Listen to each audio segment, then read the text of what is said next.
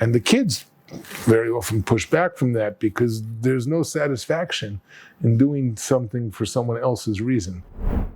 And so, but that fear of the parent is like, what will happen if?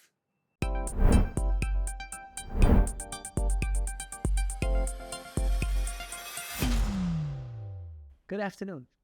Nice to be back again, Be'ezer Hashem, discussing life, personal growth, becoming our best selves, and along that journey, part of it, both what helps us get there, or what we need to get there for, is helping our children, our spouse, friends, family, helping the people around us grow into the best people they can be too. So today, we're going to talk, Be'ezer Hashem, about trusting children. Perhaps to begin the conversation, it seems to be quite clear that for many people this doesn't come so easily.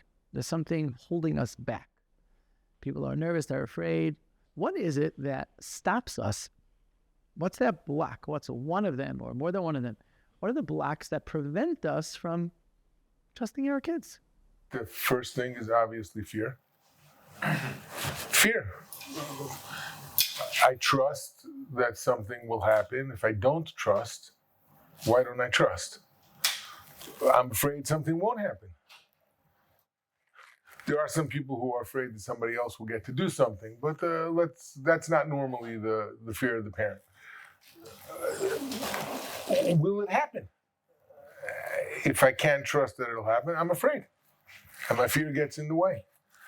And I will always be able to bring many proofs that I'm justified in being afraid. Of course I could trust the person if all the criteria is met.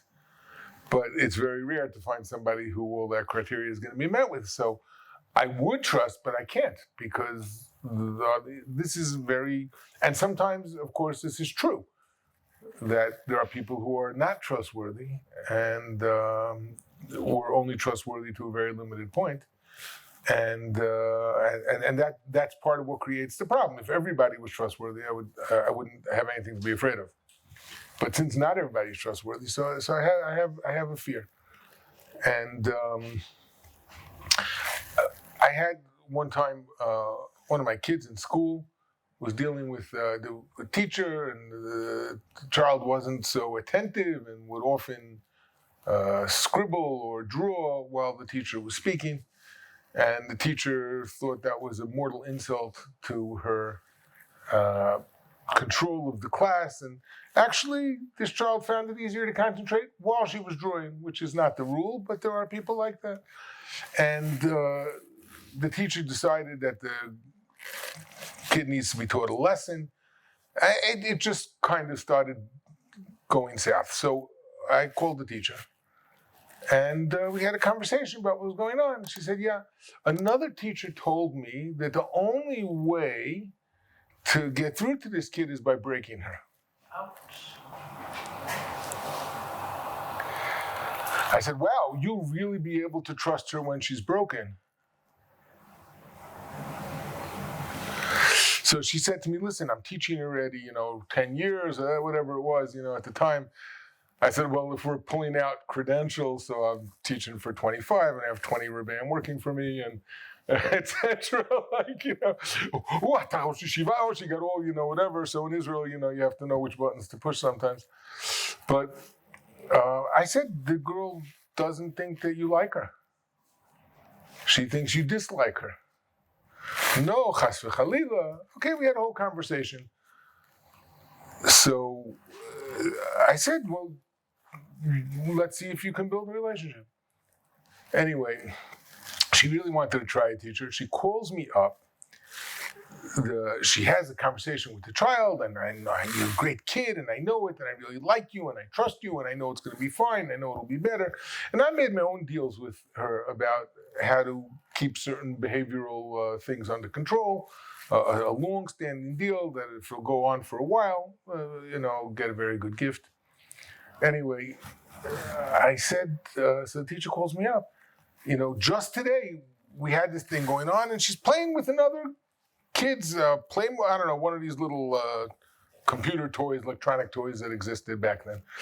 And I don't understand. I just told her I liked her, and I just told her I trusted her, and I just told her, and she did this. So how would you explain that? Like, I'm going with your shita of not breaking the child. Like, that's basically what she was saying to me. But look what happened. I said, maybe she's testing you. She said, testing me? I said, yeah, you said you like her and you said you trust her. Maybe she's testing you. Did you mean it? Can she believe you or not? Oh, I never thought of that.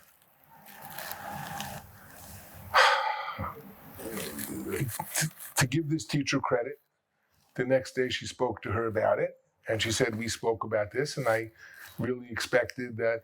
And from there was really, it really worked. Like, the things worked. And she told me, like, 2 months later, the teacher, like, I learned something very important. And I'm thinking that she was getting advice from somebody who was telling her that if you break the kid, you can trust them. There's no sense of self. They're just purely submissive. It's just about the It's compliance. like a robotic. Yeah, it's the compliance. It's not the person. Not a development of a human being. There's no to be a good relation. guy. There's Right. no relationship. So anyway, this is a hard story to start off with. But I want to like take it a little bit further. So we have fear. So we don't necessarily give this trust. And the teacher was afraid that the child wouldn't do their work. So that was part of. Sometimes the reason that we can't trust, even when we think that we're trying to give trust, is because that fear holds us back from really doing it. What do I mean by that? I have a kid, he's not getting up in the morning. A child who's not getting up in the morning. So you go in, you wake them up at 7:15, and then at 7:20, and then at 7:30, and then at 7:40. Right? And at 8 o'clock, he's still not out the door in time for school, and you're going out of your mind, and he's not showing up. And he's late, day after day. And the only way to get him out there is by standing so on top of him and literally like pushing him out the door and shoving the food in his mouth as he's going out. And you know why this child cannot be trusted to get up? It's not his problem. It's not his job. You know what the proof is that it's not his job? When it doesn't get done, who gets upset?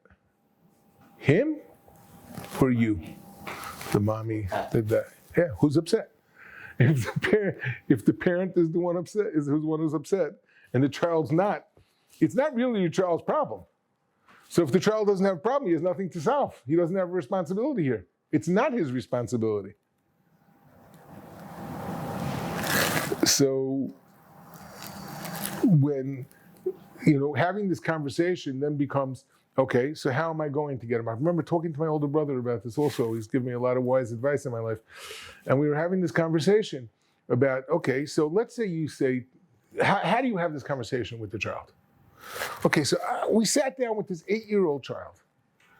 What's the hardest thing about getting up in the morning? 8 years old. Is he old enough to answer that question? You know what he said? When you, mommy, keep telling me to get up. That's the hardest thing for me about getting up in the morning. Like, he's not him, so he doesn't have his own independence. Mm-hmm. In other words, there's certain realities. I technically know I have to get up, Makes and people that's part back. of the rules. There are rules in the world. Mm-hmm. Yeah, but whose problem is it? I said, okay, so how would you like to be woken up in the morning? Let's work out a plan and see if it works. What time? Mm-hmm. 7:30. Okay. I'm not coming in more than once more. Do you want me to come in again if you don't get up? Yeah. What time? 7:45. Okay. I'm not coming in again after 7:45. So I wake him up and come back in at 7:45. And then what do? Do I stand by the door waiting for him to come out and then 8 o'clock burst into the room and say, you see, you didn't do it? So if I did, I still told him that I just had a tactic over here, but it's still really my problem. And we actually had to sit and agree with this. Like, my wife had to really talk it over. Me and my wife and I really had to talk it over. Like, are we going to let this be his problem, even if we're going out of our mind that he's going to be late? Because for us being late, as if I went to school on time. But okay, whatever it was. So yeah, he ends up 9:45. He ends up 8:05 leaving the house, 8:10 leaving the house. Happens for 3 days. Now, we were going to give it a week and then have a conversation. How's it going? After 3 days, he comes home. It's not fair. So, what's not fair? The Rabbi told me I have to miss the whole recess today because I came late. I said, yeah. I said, so what's not fair? He says, recess is a half hour. I only came 10 minutes late. I said, oof, wow. Okay. So he says, right, it's not fair? I says, very hard. What are you going to do about it? He says, I'm not coming late tomorrow. And sure enough, he stopped coming late. There was nothing actually wrong. He had to take responsibility for what happened, and we had to be able to step back and allow him to get consequences for it. Obviously, there's different levels, and sometimes consequences are very extreme, and of course not. You're trying to save your child from that. But that the child gets in trouble for it. So some parents get on the phone, how could you get my child in trouble? What are you doing? The best thing for him is for him to learn that, yeah, it just doesn't pay to be late. And so then he learned to be on time. And I won't say it was 100% of a smooth process. Who's at 100%? Anything 100%. We wait for Mashiach for 100%. But till then, the child, whose problem is it? And that's always the question when we have to trust somebody. Whose responsibility is it? And if it's his responsibility, then he could do the job. If it's her responsibility, she could do the job. If it's my responsibility, well, whatever, they can't really buy in. In this story you're giving, Tati has a job, he's going to yeshiva. Mommy has a job, she's doing whatever she's got to do. Ultimately, the child going to school or not, like, I want him to be successful, but it is about him being, like, it's his going to school. What about when I ask my kid to do something where it's something, set the Shabbos table? There it's something that, like, if he's not going to do it, then, I don't know, the kogel's going to burn and I'm not going to kogel for Shabbos. There it is something that, is there a way to, like, give that responsibility to him? Like, hey guys, we don't have kogel this Shabbos because Yossi was upstairs, watching a movie and he didn't turn off the kogel. I mean, does everybody else have to suffer also? Mm-hmm.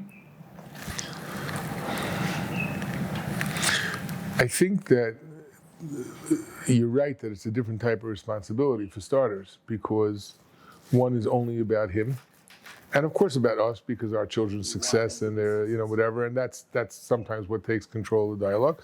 And over here there is a responsibility to others, and I think that probably the starting point would be: is there a way to build him up to that, or am I giving him a task that I know that you can get busy. Should I call you before when the kogel needs to go off? Can we set an alarm? In other words, is there a way to give him a piece of help where he's still making the decision about what he wants, but how can I help you do it? Or is it not a problem? Now there are some kids they are very flighty. And we have to know that, and with those kids, you have to check differently because they're not ready to take that responsibility. And then if they do it, you got to really catch them doing things right and keep reinforcing that muscle of yeah. But it is true that you don't want him to be everybody suffering because of him, and then he's like the bad guy, so to speak, in the story. It could be very hard for him. But it's sometimes you have no choice, and you have to give that trust. So what else can I build into place that will make it happen? Setting the table. What do you feel you could do? Sometimes it's about seeing what he could do because we're building up to it. Now suddenly it's like you have to take charge of the house. There's nobody here, and so you have to set the table. So I think that kids can surprise us with how capable they are. But again, sometimes there's like a history over here, so we have to know where's he at, and is there a way that I can kind of work with him. There are stages in life, I think, where people cannot be relied on. Like this is where they are right now in their life.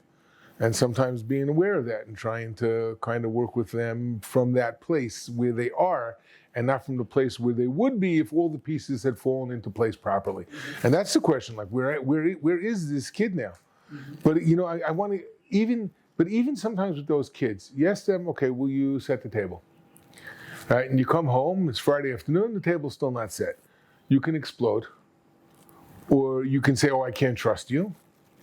Or you can ask what happened. Or you can say, hi, sweetie, I was hoping the table would be set at 4 o'clock. I guess I didn't ask you that. What time can I count on it being set? Right, so it's not just, again, all these things, they're not one and done. They're all part of an ongoing relationship and part of an ongoing process. And sometimes, the kid will just say, I have such a bad stomachache, or I have such a bad headache, or I couldn't get out of bed. If it just comes, oh, I can't trust you. No, 1 second. What else happened? Because we also have reasons why we don't do the things that we expected to do. So I think that part of it is, like you said, I've said in the past, what's the human relationship in the process, not just what is the, was the deed done, is the deed not done? Is the kid brought into the task? In other words, is there something in this task that benefits the child wants? Or I don't eat the food in this house anyway. Why am I setting the table? And kids do ask it sometimes at a young age. Well, why do I have to help with this? I didn't make this mess. And it's a very good conversation for mommy and for tati or daddy or abba to have with the child sometimes about, well, let's see. Mommy washed your clothes. Did she wear them? Or she didn't wear them. Well, why did she wash them for you? Oh, because you're part of the family and she wants to take care of you. So, family takes care of each other. They all do things that don't have to do with them, right? Mommy washed up after you last night, right? Your father went to work today. He brought home a paycheck. He's paying for more than just his food. He's paying for your food also.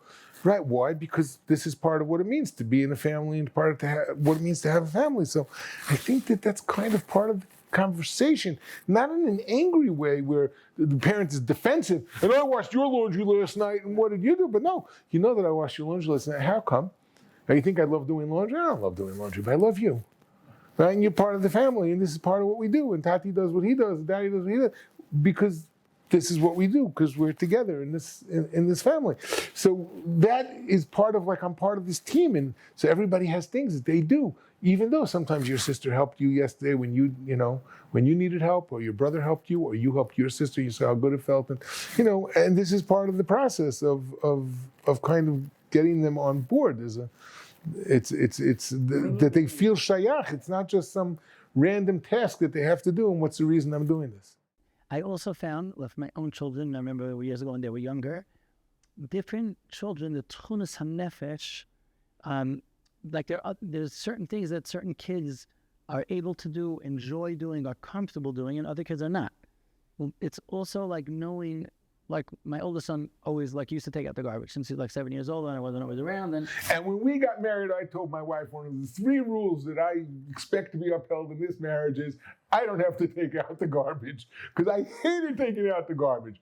And how long it lasted? 1 day or 2 days. I think almost a week. Got it. Right.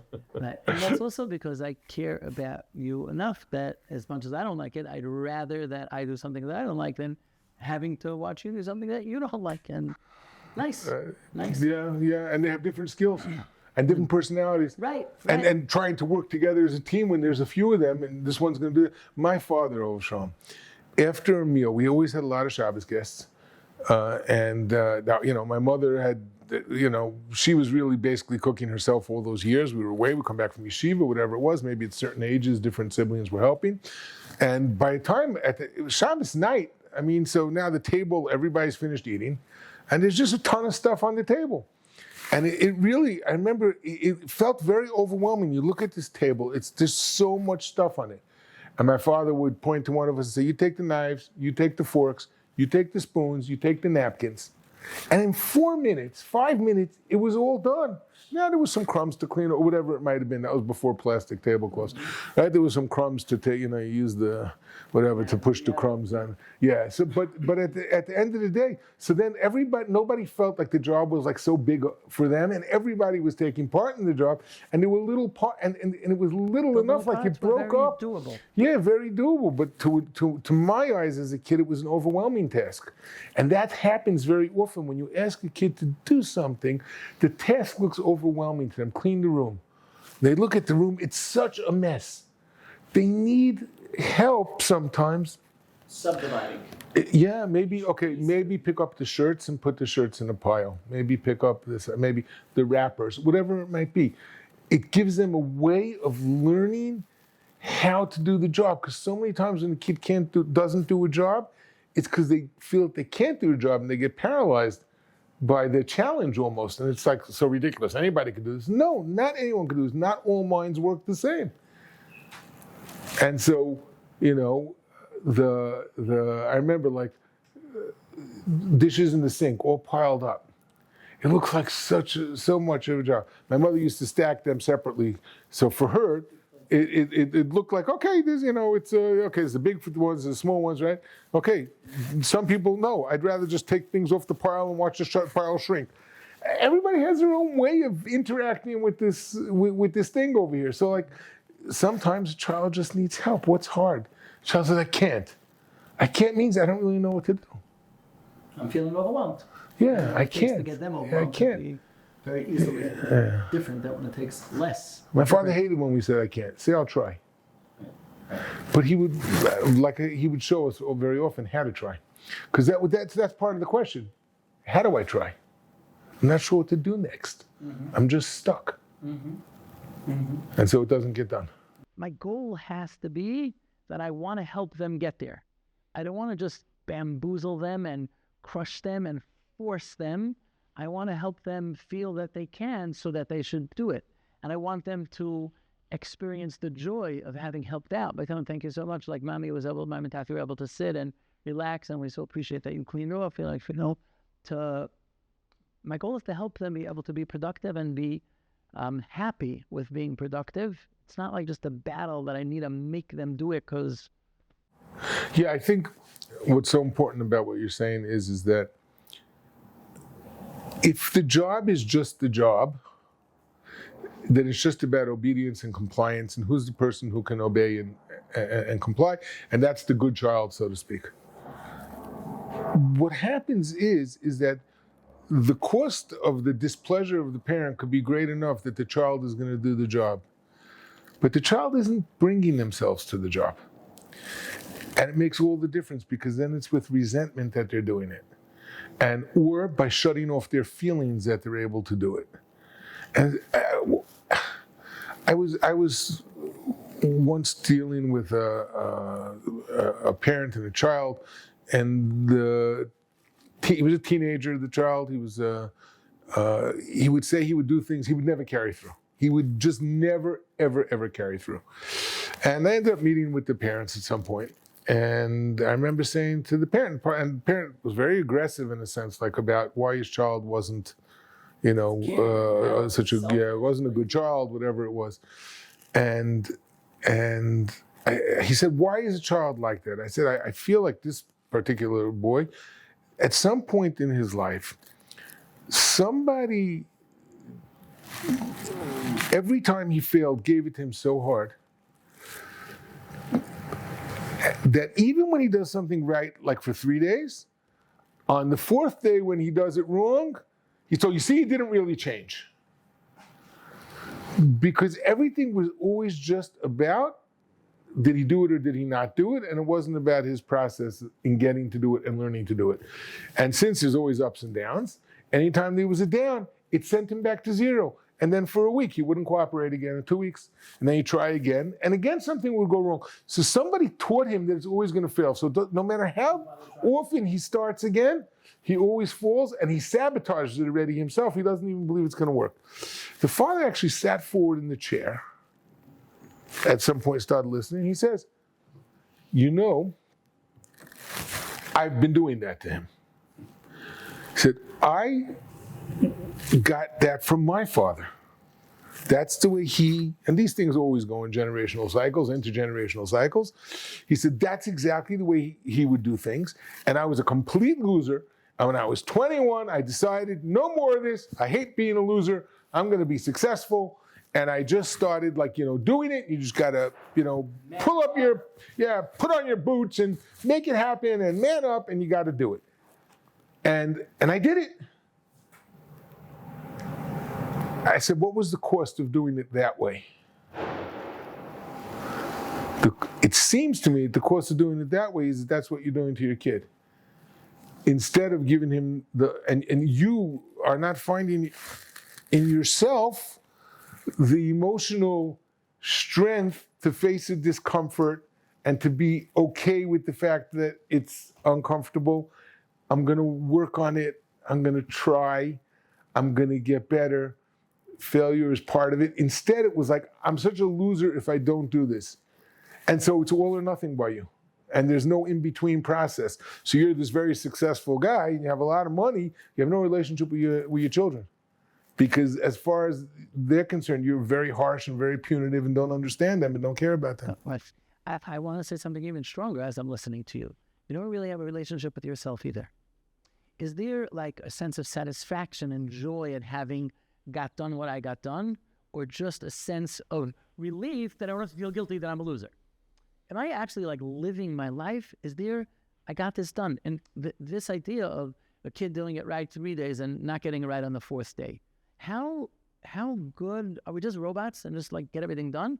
Or it's meant to be part of my joy, simchas achayim, I forgot the words in French, I'm trying to, like there's a certain like joy of life, of feeling I helped out and I did and things are good and I'm capable and I'm accomplishing. And one day I failed, so I failed. You know Rick Lavoie, the motivation. Anyway, he's back in the day, he was very much into understanding kids with learning disabilities, and he wrote books about learning disabilities and about motivating kids. And he points out if a teacher in a classroom never gives positive acknowledgement of the good that's done, and the only thing that if you make a mistake you get like upset and why don't you know the material right, it shuts the class down.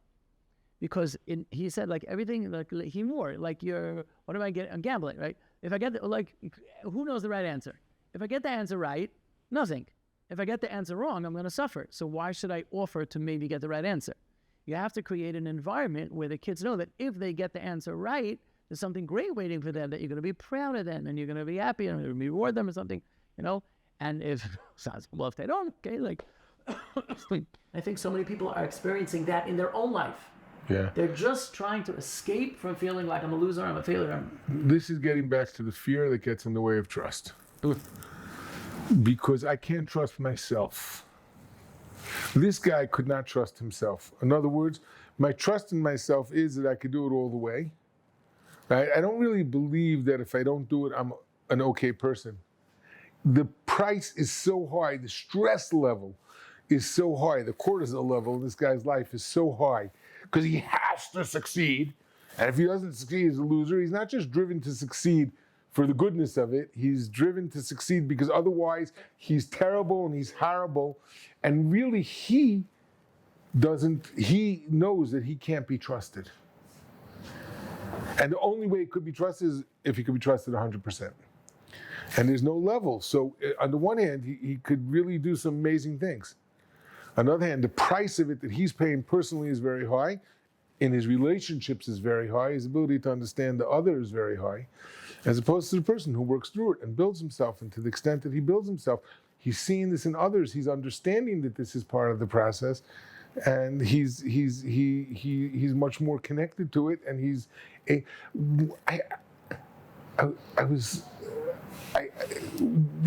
yeshiva we have this process where you try to build guys, and we're trying to build guys. And somebody said to me, he flipped out. I said, flip out doesn't work for us. We don't want flip outs. Why not? Flip out didn't do a process. A flip out, he was this way and he's that way. First of all, it's very easy to flip back. Second of all, what are the pieces in between? Why was he turned off before?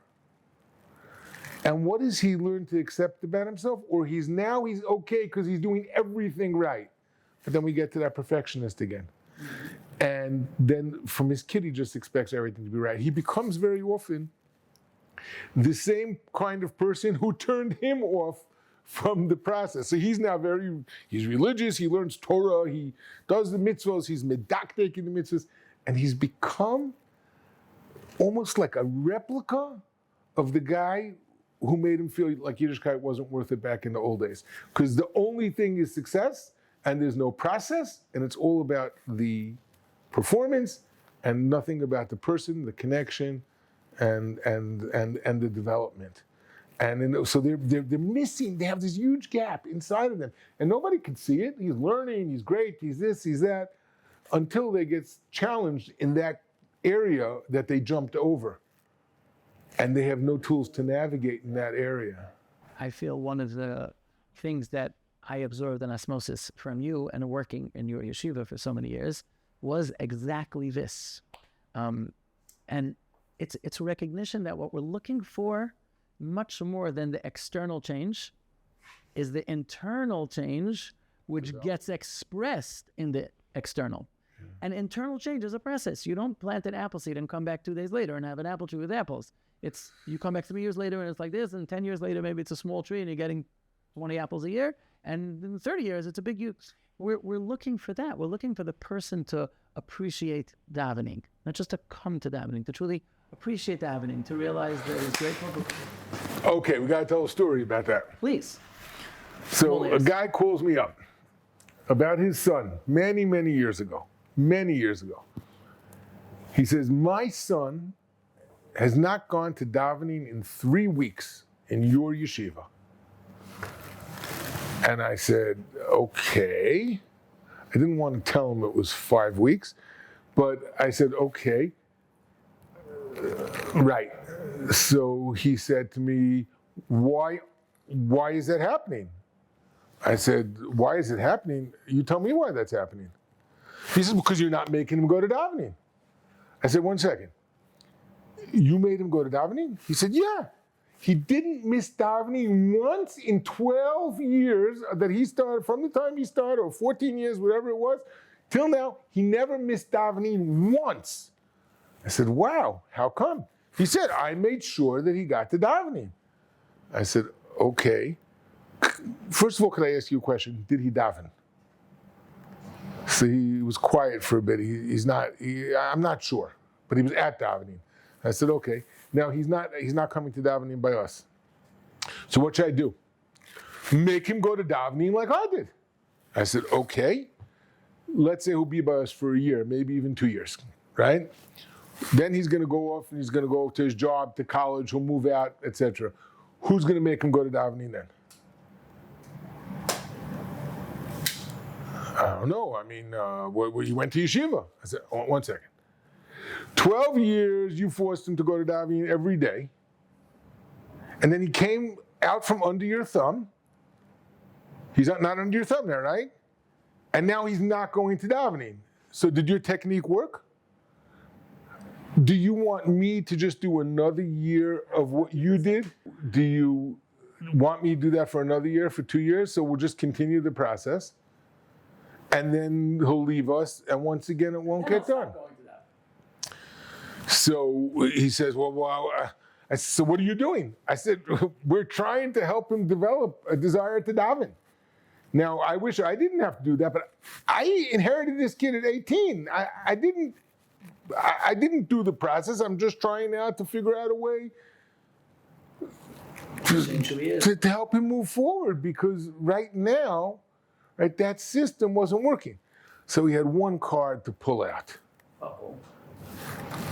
Mitoch shelo lishma ba lishma. A person has to do lo lishma in order to get lishma. So I agreed with him. This is true. But he never went to davening. You took him to davening. He never made a decision to go to davening. I'm going shelo lishma. I'm hoping it's going to turn into a lishma. There was never even a lo lishma. He was not even part of this. He was just trying to survive. So he never actually was in a position even to develop the loy lishma that could turn into lishma. Befrat, that particularly the idea that something which is lo lishma, meaning that it's not being done with the altruistic, righteous purposes to connect to God and to do the right thing, but it's being done without that desire. I'm just kind of explaining what I meant by shelo lishma and lishma. There's a concept in the Gemara that a person should occupy himself with Torah and with mitzvahs, even if he's not doing it for God, he's not doing it for the mitzvah, however you're going to define the lishma. Just the practice of it will build him into it, even from doing it for the wrong reason, not for the right reason. He can get to the right reason. And Reb Chaim Volozhin says that in order to get to that, you have to want to get there. Right. In other words, I'm not doing this for the right reasons, but ideally I will. So if I'm only if the reward is getting me there, like you're going to get a candy if you come, if it's only the candy, the only thing that will grow is my desire for candy. Right. Or at some point, alternatively, if I'm tired of candy, I won't go anymore. Mm-hmm. But the only thing that will grow. But if I want it, I just need a little encouragement. My body's getting in the way. I want it. So I need a little bit of a candy. I need a little bit of reward. I need a little bit of an incentive. So that'll get me started so I could do it. That really works. In fact, that is the only way that a person could ever get to doing things for the right reason. By first starting for mitzvahs. And midos also, developing midos as well. If I'm doing it with resentment, or I'm doing it because I'm forced, there's no reason that would lead me to want to do better. In fact, it makes me resentful and creates negative associations with the thing itself. This is the thing that comes together with pain, comes together with pain and dissatisfaction. Right.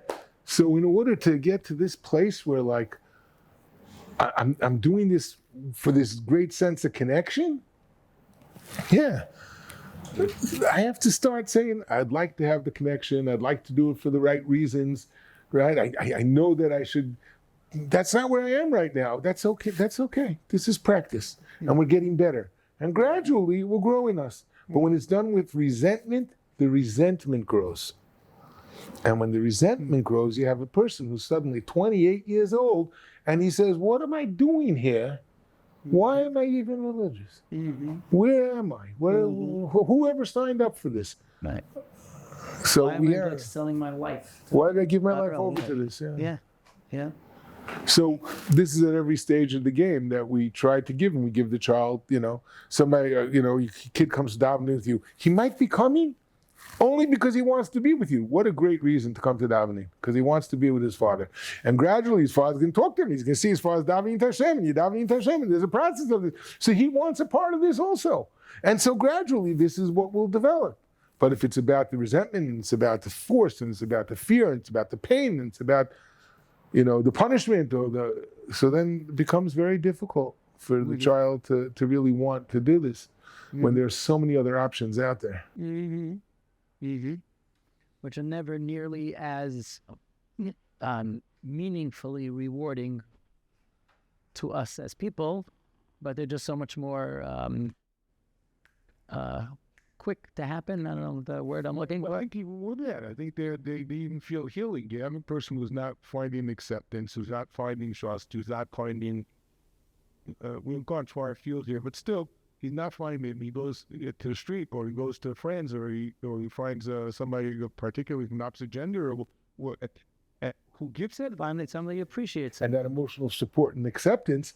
Well, it's much better for me here, and I feel better as a person and happier as a person here than I felt over there. Right. And that's because I'm not feeling connected to this thing that I'm doing. Whatever it is that's going on. So what I'm finding so fascinating is we started at the beginning about discussing what prevents people from trusting is fear. Really, there's a question there, what are we afraid of? Part of it is, well, let's say I want the Shabbos table set, so the kid won't set the table and the table won't be set. But I think that that's not such a major fear. I think more the fear by many people is the sense that if he doesn't do it, then I'm a failure because I didn't raise a good kid, because my kid is not listening to me. And there's a whole background often that's coming to play. And I think part of the reason why people are so, if the kid is wearing a hat and jacket and he's coming to davening, is he davening? I don't know. But when the external is in place, it sort of just feels safe. He comes to davening and he's there and he goes home. And I think I mentioned to you once, there was a boy that told me, he said, in high school, I never missed a davening. Never, not once. 3 times a day, 365 days a year. I never davened once. He said, when I came to Israel and I started like discovering myself as a person, he said, today I don't daven 3 times a day. I don't even daven every day. You know, he said, I don't daven 3 times a day with a minyan. Sometimes I only daven every day with a minyan. He said, but when I daven, I'm actually davening. Now, obviously the goal is to have both. We're looking to daven 3 times a day and to have davening. And so here's a boy that all the years in high school, his parents felt secure because he goes to daven and he's doing what he's supposed to, but really he wasn't doing what he was supposed to. He was just physically present. Davening meant nothing to him. That was literally a quote word for word. He said, I never davened once in my life. That's what he said to me. I never davened once in my life. Now, I don't think he means that he wasn't like saying the words. He probably was. He had no idea what the words meant. And he had no feeling to want to know what the words meant. There was no human being involved in this process. It was just like being in shul and like blah, blah, blah, blah. And that feels, and to parents that could sometimes feel safe. He's in the fold. Mm-hmm. Maybe they also are not always so, worried about connecting, but they're in the community and this is the way we live, and there's something safe about that, and there's something reassuring about that, mm-hmm. At least, nobody's looking at me and nobody's, because fear. Right. I remember my father used to say, when you're talking to your child, imagine that you were alone on a mountain, hundreds of miles from civilization. You and him and Hashem. You and her and Hashem. Nobody else is there. What would you say to that child about life, about your hopes for them, about your love for them, about your care for them, about what you want for them? With nobody else involved. Now, on some level, we can't really completely do that because at the end of the day, there are people around and there are people, but where's my primary concern? What's my primary goal? What's the deepest desire? I think some people don't believe that there's much more than this. We have a house and we have a community, we send them to school, we keep them busy, they make a living, they give us grandkids, we get some nachas, and we move on to the next world at some point. And we hope that we checked enough of the boxes before we go further. And it's very scary that things could be shaken up like that and bringing God into the world. We're not that religious and so religious, so from. What are we, tzaddikim? And it's like, so what else is there? There's this, or there's, to be some kind of very holy, tzaddik, to be Chaim Kanievsky. I think people so the greatest fear then is for many people not to be doing the same things, not to look like the other, and the kids very often push back from that because there's no satisfaction in doing something for someone else's reason. Mm-hmm. And that reason also doesn't feel like so important to many kids as they develop a little more independence. Mm-hmm. And so, but that fear, the parent is like, what will happen if? What will be if? And so, okay, we started by talking about a Shabbos table, and now we're talking about a kid, whatever. At the end of the day, where are our fears taking us? What's really happening for me when the Shabbos table wasn't ready? What's really happening for me that I'm getting so worked up? What's happening for me? Maybe I'm right to get upset. Maybe I'm wrong. What's happening for me? What's going on for me? Why am I getting so worked up? I know it's right, okay, but now why is it? Why am I getting so worked up? Mm-hmm. Mm-hmm. Could I share a line that seems to me sometimes, and I really want to hear, if you trust Yiddishkeit and you trust the child, there's no reason why it can't happen through healthy conversation. Because why do I need to be forceful? Why do I need to yell and scream?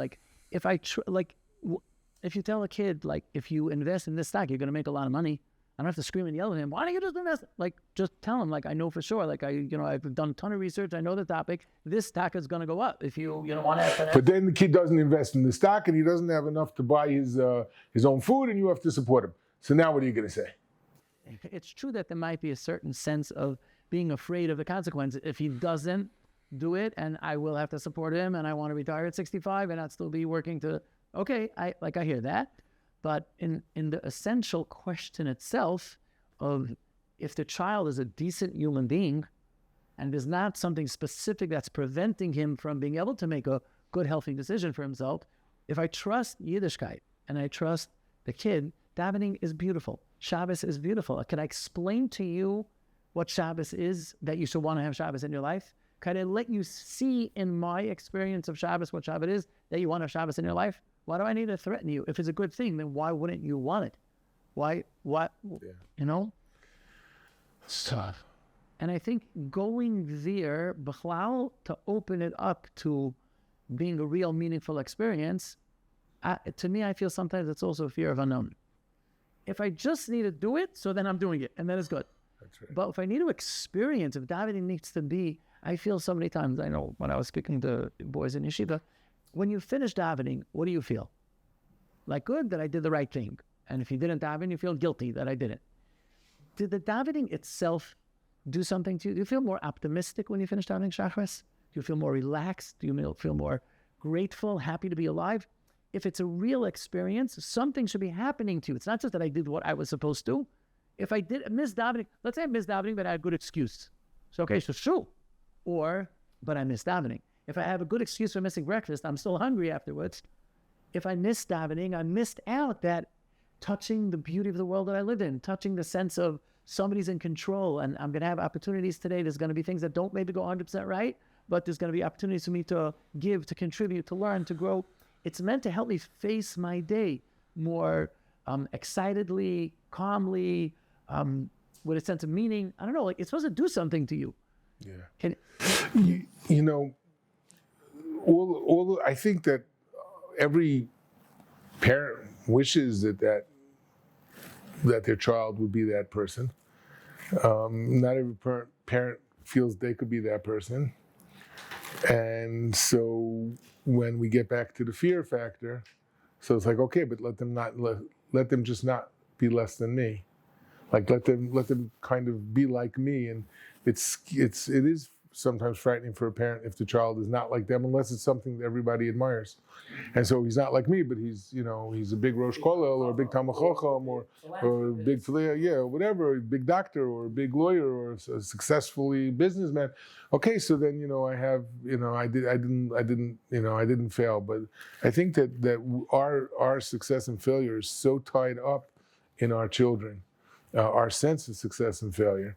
And that fear, is very powerful, and it makes us make bad decisions. I think it was in the name of the Chabina Rav Moshe Shapiro, my great Rabbi, quoted one time in Shir. He said, if you take, and I was talking about Eretz Yisrael at the time, there was a lot of poverty, and he said, if you take all of the tefillas of Klal Yisrael, and you squeeze them together, Shani and Kippur, Yom Niram, and you squeeze them, and you squeeze them, and you squeeze them, and you squeeze out like the tamtis, the essence of the tefillas, what you're going to be left with is a request for parnasa.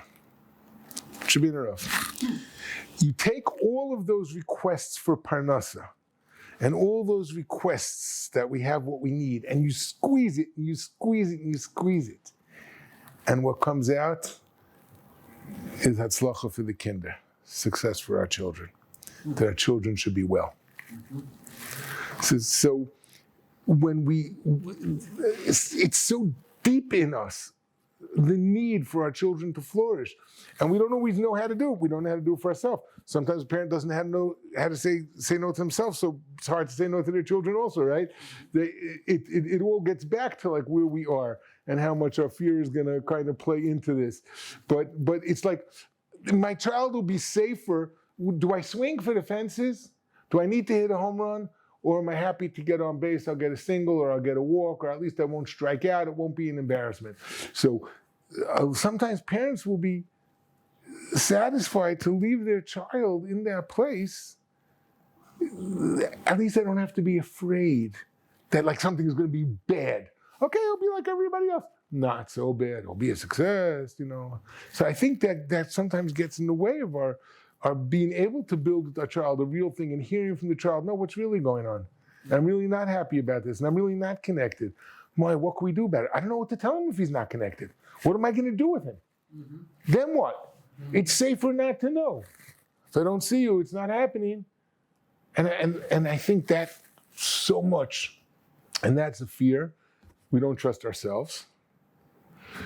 We don't necessarily, we trust in Yiddishkeit at a distance, but we don't trust in our own place in that Yiddishkeit.